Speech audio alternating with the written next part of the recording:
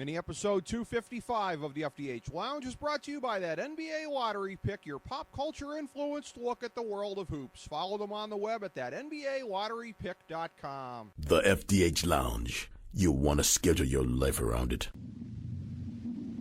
A long time ago, on a gloomy, wet Cleveland spring night, two men stand alone amidst the late-night drizzle. Their voices echo across the vacant station parking lot as they debate the merits of the great American radio show that have been missing for far too long. On that night, an idea was born. That idea became the FDH Lounge.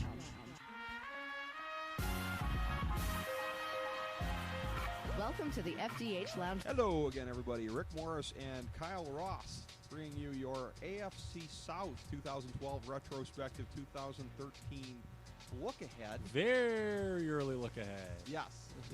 And the more things change, the more they stay the same in this division, with the exception of, again, a team that was a little bit probably early, a team not as good as they looked this past year, not as bad as they were the year before, clearly. The Indianapolis Colts, seeing them take a step backwards, leaving the Houston Texans alone at the top of the division here, and again, needing to... This is what you think for next year, obviously. Just to clarify. For okay. next year, and leaving them in position maybe to take that final step. You and I talked about this off air. It's important for them to get the 1 seed if they're going to make it to the Super Bowl, not have to go on the road being a dome team. We saw what happened to them in New England. Spoiler alert, I think it's going to happen. I think they'll be the 1 seed. They were my pick for the AFC champions this past year, and I am nothing if not notoriously stubborn. So I'm going to stay with it. 1 seed, the Houston Texans, your 2013 AFC champions. I'm not about to pick a conference champion at this point in February for almost 11 months from now, but in the AFC North preview, I talked about how Cincinnati had a very clearly defined goal: win a playoff game. Something they haven't done in 20 years. Houston Texans have an even bigger, clearly defined goal. They must get the number 1 seed. They thought they had it. It just all went bad. They never recovered from being embarrassed by New England on Monday Night Football. I mean, that carried over and essentially ruined their season. Although there had been some signs before that of some slippage. They had some close calls against Jacksonville. I remember they gave up a terrible Jaguars team on the offensive side of the football. Went wild against the Wade Phillips' great defense. But looking at this division next year, and I'm with you, Indianapolis is going to take a step back. They had a negative point differential despite finishing 11-5. Right. That's unfathomable. So with the Colts taking a definite step back, and I believe regressing to about 500, and Tennessee and Jacksonville non-threat, Houston is an obvious favorite to win this division. And, from a perspective, okay, I need a team that's just a sound bet to be at the top of the AFC food chain 11 months from now. I agree with you. Houston is that. That's kind of why I picked them before the year last year. I was with you. I had Houston winning the AFC last year before the season started. And the reason was I just didn't see anyone possibly unseating them in the division. Now, the Colts came very close. But with me thinking the Colts are going to regress this year, even less competition for the Texans in 2013, and they should get the top seed this year. Yeah. They were in position, and it all went wrong. That needs to be their goal, and I think certainly the chips are on the table for them to do just that. I think so as well. They're going to have a full season of Brian Cushing. That he went down relatively early in what was a great campaign for him this past year. J.J. Watt taking a big step forward as arguably the best defensive player in the league. This is very interesting between Houston and Indianapolis because I feel like when you look at the course of the next decade in the AFC and you're wondering what the big rivalries are going to be, I think the big rivalry of the last decade, similar to the 80s when you sort of had the three-way dance of San Francisco, Washington, and the Giants. I think to a certain extent in the last decade in the AFC, New England, Indianapolis, Pittsburgh, that triangular rivalry kind of defined it. There's one that we're going to get to in the NFC that I think has the best chance to define the next decade, but I think Indianapolis has a chance to be in a defining rivalry in the division with Houston. And we'll see it next year, even though the gap is going to widen, we both agree. The Colts just look, here's the interesting thing about the Colts. Mm-hmm. They overperformed everyone's expectations. Right. But you and I were pretty optimistic about them before the year. Remember, I think we both had Right. them like 6-10, Right. which doesn't sound great for a team that made the playoffs and won 11 games during the regular season. But no one really had them doing better than 6-10. We said before the year, and you can look it up, with luck in the fold, solely because of that, this team's going to improve Right. exponentially. And it was crazy, but they got a lot of fortunate breaks. Right. Here's another thing, too. Not to be cold or callous. How good of a coach is Chuck Pagano? Do we know that? Yeah. Bruce Arians was coach of the year. He's gone. He's in Arizona now. Pagano is still kind of a rookie head coach in many regards. Right. So while the Colts aren't necessarily going to be worse, they will definitely finish with a worse record next year. They will. A second-place schedule in the AFC, Right. though, isn't as bad as a second-place schedule in, say, the NFC. Right. It is overachieving there because, you know, if you look at the East and the West, the second-place teams aren't very Right. good. But, yeah, the Colts are going to take a step back. They'll regress to 500. That point differential is always a strong indicator Yeah. for if you when you have a minus point differential, that indicates you should have a losing record. That's true. They won 11 games. I mean, that was even more ridiculous, to be honest with you, than the Tebow Broncos of 2 years ago. I think so, clearly. Again, Houston Indy with a very strong chance at being a defining rivalry in the NFL over the course of the 2010s.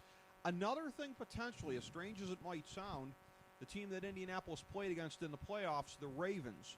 And I'm looking at this, and there's a lot of reasons to look at that and see a rivalry as far as the binding of hatred between the cities for the obvious reasons of franchise relocation. Chuck Pagano used to be in Baltimore, et cetera, et cetera. But I look at the growth curve of quarterbacks, and that Flacco is the first one of these young guns to really step up and win a Super Bowl. I guess you could say Aaron Rodgers came into the league about the same time. Flacco and Rodgers together, I guess you could say more or less within a year or two of one another. But when you got Flacco and you got Andrew Luck, now Baltimore, I think, is going to have to take a period of time to retool defensively, which is why I think Houston and Indy is more likely a natural rivalry for several years to come.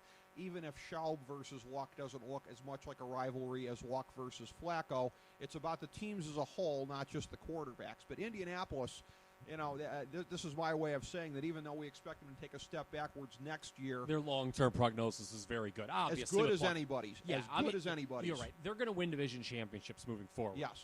But in the short term, they were a very fortunate team. They had the emotion of Chuck Strong. They won a lot of games close against bad teams. They had a last-place schedule last year. This team is going to regress to about 8-8 or 7-9. That's what I really do. Yeah. And again, 11-5 this past year was not indicative of the kind of team they are. They were not that good. No, but they could be 8-8 and maybe be a better-looking team than they were at 11-5. Yeah, and I'm going to say is they're going to regress this year, and they won't be as bad. I think 2 years from now, you're going to see this team become a playoff regular. Yes, and then we agree. But this is clearly Houston's make or break year. 2013, they have to get the number one seed. If they don't take it to that next level, Gary Kubiak, oh boy, you could be in some trouble. Exactly. And then looking at the other two teams real quickly, suck. Just a big pile of suck. You know what's funny? Although my boy Greg Williams, who I do admire because the man likes to color code organizationally. And that makes him a strong choice in my mind. Okay. He's going to go in there. I think he's going to clean up that Tennessee defense. But, yeah. I don't think the Titans are very good. They don't have much talent, no. I'll be honest with you. I think the Titans and Jaguars, I'm looking, last year, the Titans 6-10, Jaguars 2-14. I don't think. Close to the same, probably. I think those teams are going to be a lot. I think the Jaguars will win more next year, and the Titans won't win as many. I think you're looking at probably a couple 5-11 teams next year. I wouldn't be surprised. Yeah, I mean, again, the NFC, there's no team that I just look at it, oh, man, that team stinks. They're horrible. In the AFC, there's a couple, and I just see Tennessee and Jacksonville probably, they're clearly going to be teams that, Jacksonville is this year as well, but when 2014 draft rolls along, they'll probably be near that top 5. They'll be getting another high draft pick. Well, the other thing, too, is that, and this is what bad organizations do, and I realize that Jacksonville was sold, the Jaguars were about a year or so ago, so I realize that, again, that the ownership hasn't been constant over a period of time, but the bad organization has been. the way they've handled the MGD situation the entire time, or MJD rather. MGD. Yeah, That's how they've handled it, I believe. pretty much. Yeah, I was having a flashback to my days at on Court Street down in Athens there, flashing back to a little bit of MGD. But MJD, again, for a guy who, if he's not at the, and again, he was very strong in 2011 when he was the last full year he was healthy. But a guy who, based on the tread on him, has to be pretty close to the back nine of his career. Yeah. They have just mangled the situation all the way around. Now they don't want to pay him. Listen, they're a bad team. They've been a bad team. The time to do something was 2-3 years ago. Try and make you a Herschel Walker type trade and get something for the guy. They've just mangled that all the way around to where now the guy's going to come back next year, clearly not be what he was in 2011, and they're just going to be stuck and they're going to be screwed. That's how they roll. Looking at Tennessee, look, I mean, there's nothing you could say about Jacksonville that's positive right now. That's an awful team. But awful. Tennessee, I'll say this: they had one of the 5 worst point differentials in the league last year. Okay. So I mean, that's a reliable indicator. Their point differential wasn't even really indicative of a 6-10 team, in my opinion. So I think they're not going to win it. They will not match last year's 6. I think this is a division. Well, Jacksonville's only one way to go. Houston will be roughly this. They finished 12-4 last year. They'll be around that. We'll see if that's good enough for number 1 seed. But the Colts will not match last year's record, and I don't think the Titans will either. No, I would tend to agree with that. The AFC South, as we've indicated, pretty cut and dried in 2013 as it was in 2012. As we bring the show to a close, we would like to extend our deepest gratitude to NBC, CBS, ABC, Fox, all Clear Channel affiliates, TNT, TBS, USA, UPN, Deadspin.com, YouTube.com, YTMND.com, MySpace.com, various blogs, Fox News, CNN, CNBC, MSNBC, IamBoard.com, Billboard.com, Google.com, ESPN, ESPN2, ESPN News, ESPN Classic, NBA TV, NFL Network, Sports Time Ohio, Athlon Magazine, Comedy Central, Cartoon Network, The Boomerang Channel, QVC, BET, The Spice Channel, Steno Notebooks, Manwich, Papermate Office Supplies, waitresses, strippers, bartenders, garbage men, janitors, microwave popcorn, the writers of The Office, Scrubs, Entourage, My Name is Earl, Oz, Metalocalypse and the Boondocks, Aquafina, and the periodic table of elements.